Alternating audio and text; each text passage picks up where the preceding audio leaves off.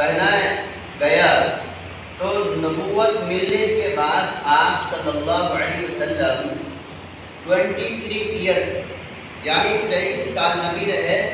23 سال کی جو مدت گزری ہے اور 23 سال میں جب ضرورت پڑی جس سورت کی جس آیت کی وہ اللہ نے جبرائیل کے ذریعے سے اتارا، اسی کا مکمل نام ہے قرآن شریف۔ کیا نام ہے؟ قرآن شریف۔ تو آج ہم اپنی اس محفل میں یہ سمجھ گئے کہ قرآن حقیقت میں پڑھنے لکھنے اور سمجھنے کی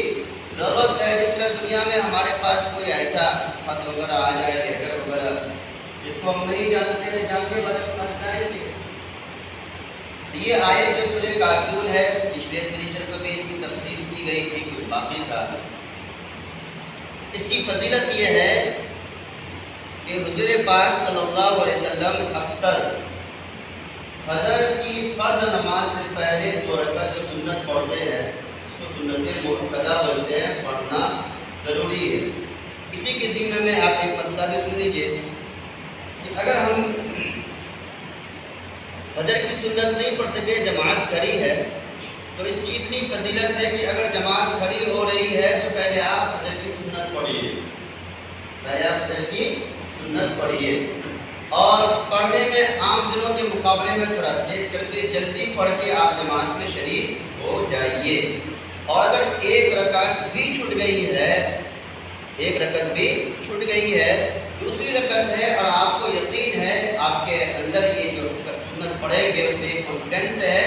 کہ ہم سنت بھی پڑھ لیں گے اور آخر تک جماعت میں شریک بھی ہو جائیں گے، تب بھی سنت پڑھیے۔ لوگ ہلکے پہ لیتے ہیں سنت، حالانکہ ہمارا عقیدہ ہے کہ سنت ہی سے عمل محفوظ ہوگا، سنت سے ہی عمل پیارا ہوگا۔ اور سنت میں اگر سین اور نون اور تا سنت ہے، جیم اور نون اور تا میں اگر جنت ہے تو سنت کے بعد ہی جنت ہے، سنت کو چھوڑ کے جنت نہیں ہے، سنت کو چھوڑ کے تو جہنم ہے۔ ہاں اگر جماعت بالکل چھوٹ جائے گی، اب سلام امام صاحب پھر لگے، اگر ہم سنت میں مشغول ہو گئے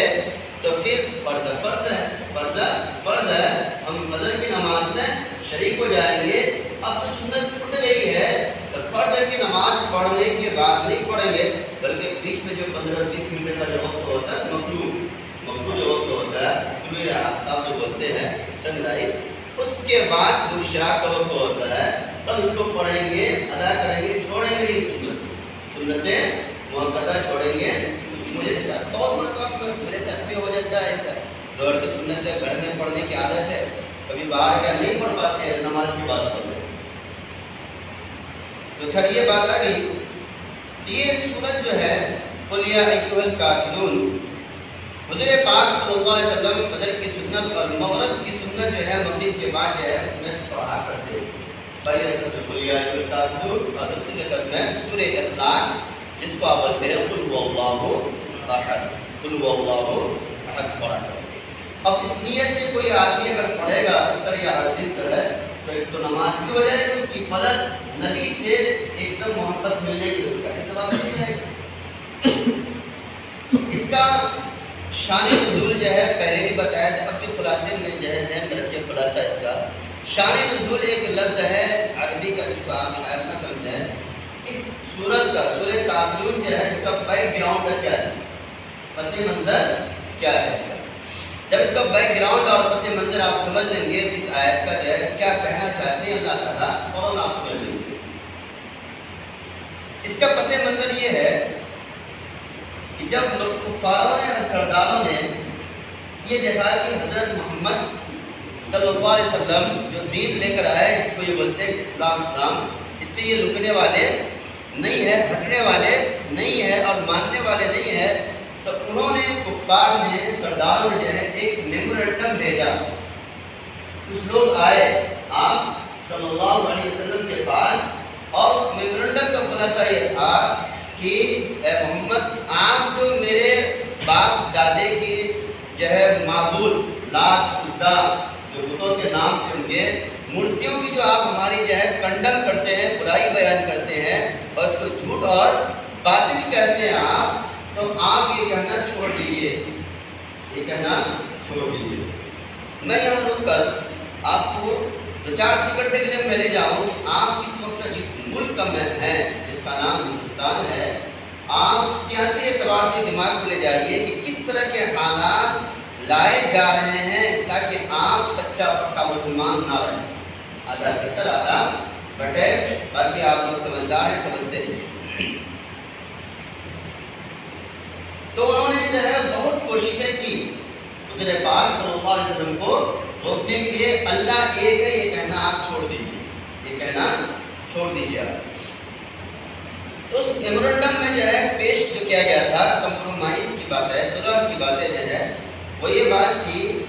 کہ آپ چاہے جو مانگے، جو لینا چاہیں ہم آپ کو دے دیں گے، اور اگر آپ اس کو بھی نہیں مانتے تو ایسا کیجئے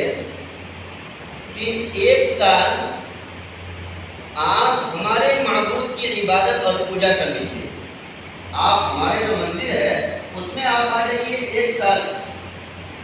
اور 1 سال ہم آپ کی مسجد میں آ جائیں گے، عبادت کریں گے، تو اس طرح سماج میں جھگڑائی ختم ہو جائے گا، جھگڑائی ختم ہو جائے گا۔ اب ہمارے ہاں آئیے، ہم آپ کے ہاں آتے ہیں اور مل کر عبادت کرتے ہیں۔ تو فوراً اللہ تعالیٰ نے جبرائیل کے ذریعے سے یہ فرما دیا، نبی جی